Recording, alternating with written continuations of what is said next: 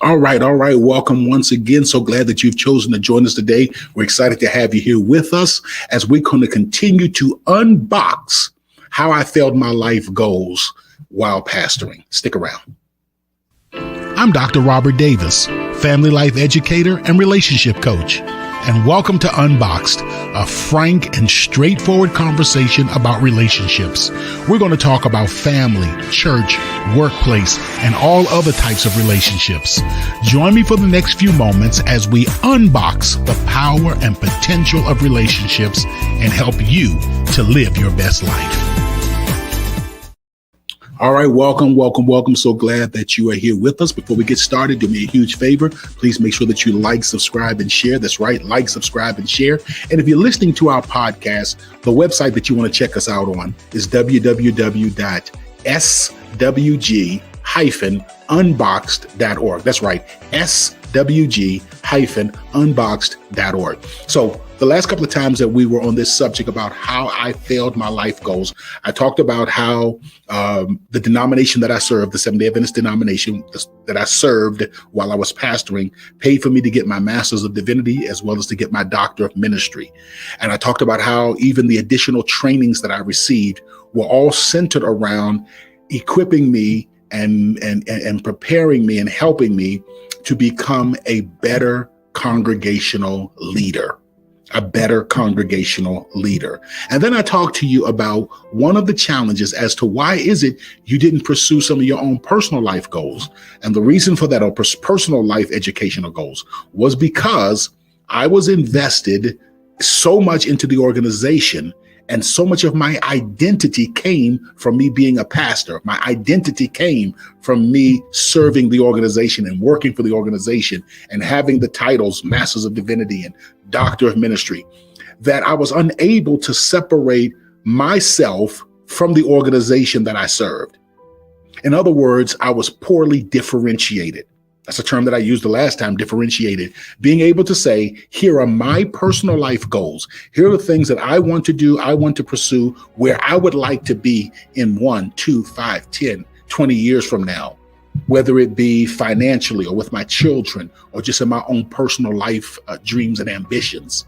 And this is my responsibility toward the organization. And there's a clear line between the two. This is my responsibility toward the organization. This is my responsibility towards myself. And too often when we are individuals that are in the caring profession, whether it's nurses and doctors, whether it is social workers or leaders of nonprofit and community organizations, too often, or whether it's just in a high profile position, too often it is difficult to separate between what I want to do and what I want to and what the organization needs. And so let me share with you the first thing that I do, and I hope that this helps someone today.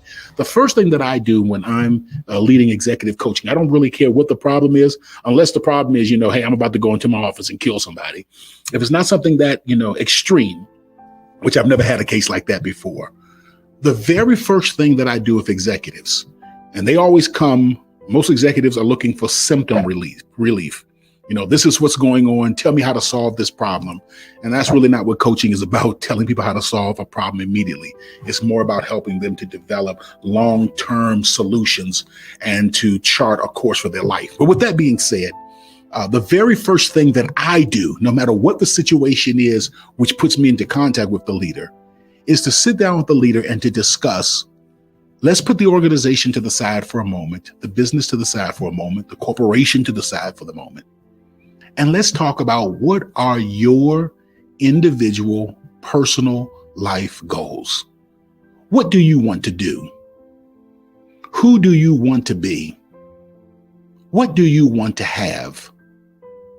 Tell me how you want the relationship with your spouse to look, the relationship with your children to look, with your parents, with your siblings. Tell me a little bit about how you want to be. Where do you see yourself in a year, 5 years, 10, 20 years? Let's talk about your retirement. How is that going to look? What are you currently doing to make sure that your retirement goals are met? Have you met with a financial advisor? And we began to really focus. That conversation brings such clarity that apart from the organization, I am an individual. and that the best leader is the one that focuses on self so that they can always show up the best that they can be. When you are focusing on the organization, when you're focusing on the title, when you're focusing on the position, so much so that when you that who you are and your identity becomes enmeshed in your title and in the organization that you serve, you cease to be the most effective, the most mature, the most authentic leader that you can be. But a truly authentic leader, a great leader, is clear about what they want to do. And they spend adequate time pursuing their own personal life goals as they do pursuing the betterment of the organization that they've been hired to represent and build.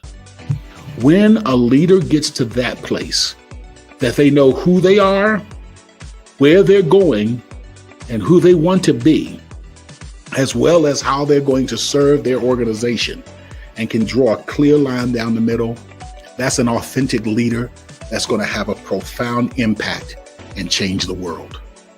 I hope that we'll continue to unbox the power and the potential of your leadership as we unbox the power and the potential of every relationship. I'll see you next time.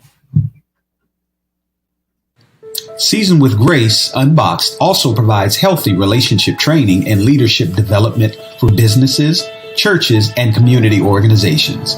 For a free consultation to discuss your team's needs, please contact us at our website at swg-unboxed.org. That's swg-unboxed.org.